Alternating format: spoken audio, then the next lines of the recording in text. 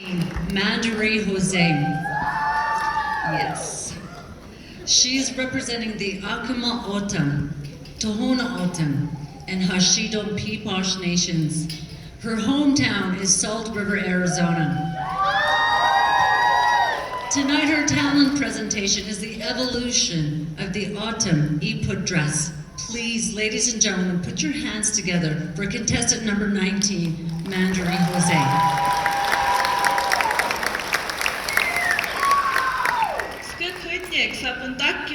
Hello and good evening, everyone. Today we're going to do a little bit of time jumping, so please bear with me. During the pre-contact era, it wasn't uncommon for our men and women to walk around with little to no clothing. If a woman did choose to cover herself, she wore a fiber skirt made from the various plants that grew in abundance in her area. Oftentimes it was a loved one, a male loved one, who made her clothing for her, as during this time it was common for our men to be the clothes makers.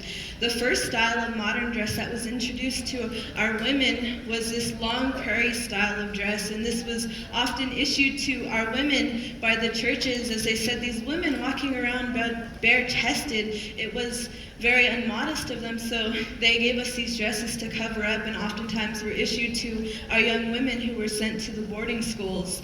The next style of dress, and this one didn't last long, so the next style of dress was Yes, our desert's very hot, so no need for all of that. So the next style of dress was introduced, and this was referred to as a peasant style of dress. And oftentimes in the settlements or encampments, they would laugh at these women wearing these dresses, as they referred to them as underwear or undergarments. So these ladies were walking around wearing underwear and undergarments, but this was the dress that evolved over the years, and we still wear it to this very day. This one is satin. As time had went on, different textures and textiles introduced to our people, but also from all over the world. Our dresses are made nowadays from silks and satins.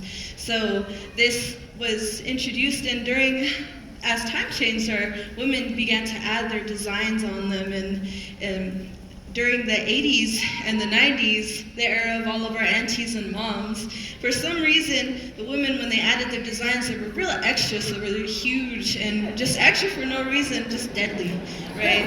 So before applique was introduced to us, our women would paint their designs on there, and this one is common amongst the young ladies that they wear nowadays. This one is actually cotton, and I painted this one because I really love the way a painted dress looks. Really, that's code for I am not really good at applique yet. So work in progress though. But I make all of my own dresses.